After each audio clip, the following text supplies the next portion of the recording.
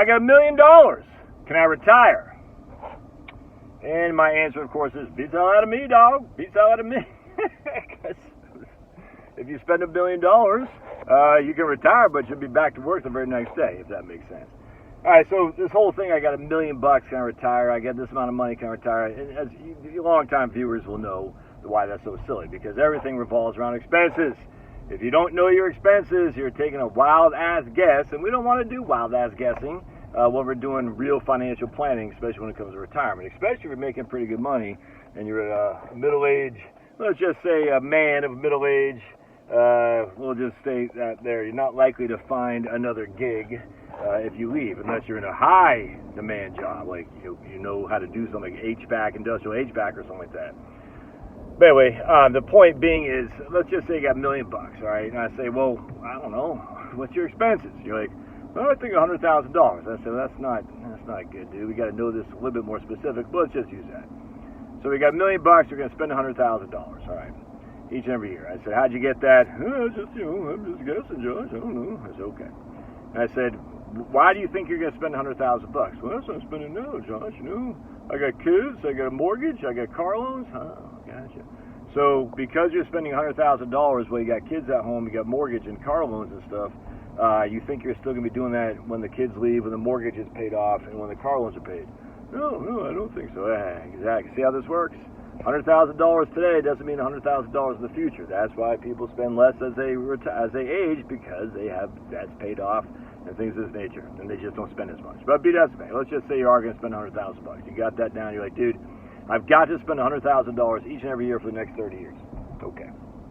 Like $1 million. Got to make this happen. I said, all right, what's your social? We'll just say $3,500 a month. That's $42,000 a year. All right. So we say, okay. So we get $100,000. We're just going to use this for an example. We're going to say the guy's 67 just for simplicity. All right. So just hang tight.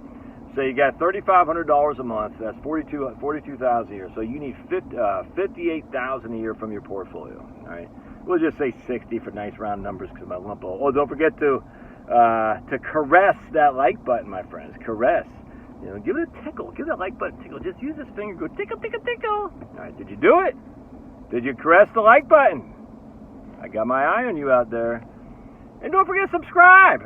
Only like 45% of people actually watch my videos are subscribers, or even less than that. That's crazy. I got bordering on 83,000 subscribers now. I mean, it'd be cool if we could get to 100,000 before I die. I get about 20 or 30 a day. So, subscribe, man. Help me get up to 100,000 subscribers. That'd be way cool. Your old buddy Josh, 100,000 subscribers. You kidding me? Anyway, so going back here. So we got need $60,000 a year from $1 million portfolio, because Social Security can give us $40,000, if that makes sense. All right. So that's a 6% withdrawal distribution amount. People are like, oh, that's too much, Josh. Don't you know? I said, well, it is too much, frankly, if we do adjust for inflation each and every year, i.e. your spending is going to increase each and every year with inflation. Well, there's evidence that that's lacking.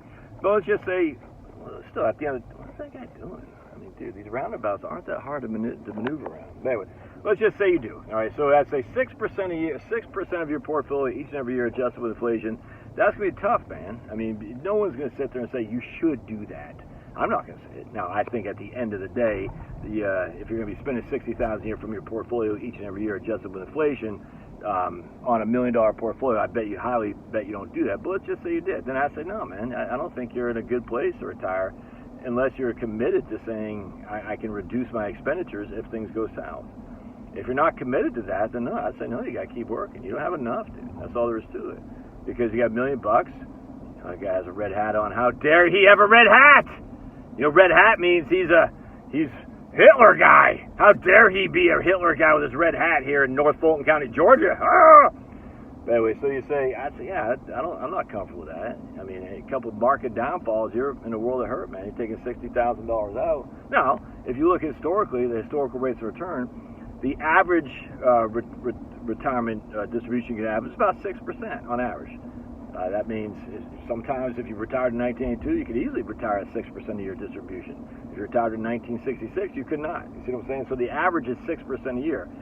But the average is kind of like the stock market. It's not relevant to you specifically because you don't know where you're going to be in that average. Are you going to fall in the 1966? You're going to fall in 1982? You have no clue. We have no clue. Kind of like the stock market. Stock market averages 10% a year. You can expect a 10% a year rate of return. No, you can't. You just can't expect that. I mean, you can expect it on average, but you're pulling money out. I don't get why people don't get this. When you're pulling money out of the portfolio, the average rate of return is less important because you could be pulling money out at a major downfall, which means, yes, the stock market itself might have given you 10% a year, but you're done because your goose is cooked, all your money's gone. Anyway, so if you don't know your expenses, dude, this, when I do my seminar in Cleveland, I'll do another video on this here shortly. We're going to talk about this, but the expenses are so important. And then you got to say, like I was working with my man yesterday, I said, he wants to spend $60,000 a year for the first 10, 15 years on vacation, and he's got the money to do it. So absolutely. And then after 10, 15 years, he's not going to spend that kind of scratch. So in this case, let's say I want to spend $100,000 a year for the first 10 years, then $75,000 a year thereafter.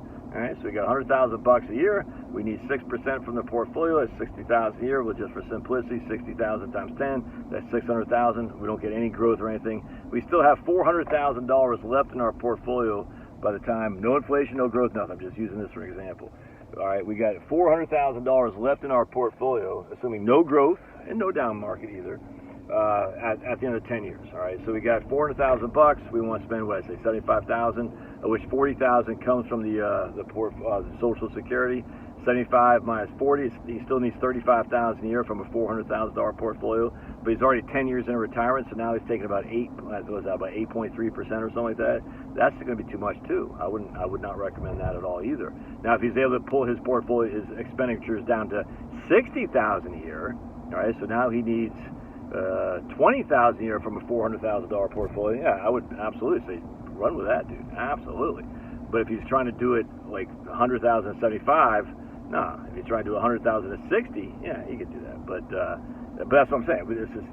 This is more than just wild ass guessing. We got to know what are we trying to do here. All right, love your thoughts. God bless. Fondle away. Take care.